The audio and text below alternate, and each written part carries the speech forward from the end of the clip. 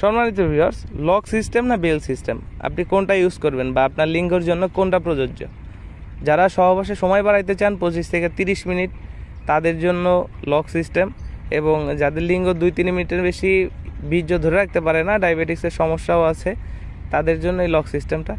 এখান থেকে লিঙ্গ প্রবেশ করাবেন, এখান থেকে অন্ডকোষটা লক করবেন, একটা জেলি দিব, মেখে কাজ করবেন একটানা 25 থেকে 30 মিনিট।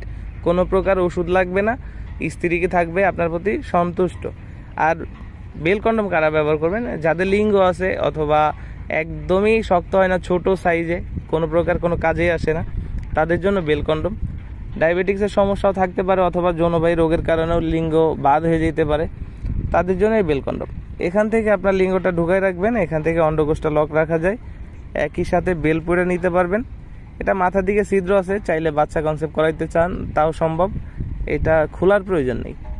তো দুইটা প্রোডাক্টে দুইটা ফ্যাসিলিটি। এটা আপনার লিঙ্গ যদি 2-3 মিনিট সময় পাই তাদের জন্য এটা, এবং যাদের লিঙ্গ সময় একদমই পাচ্ছেন না, ব্যাধ হয়ে গেছে, তাদের জন্য এটা।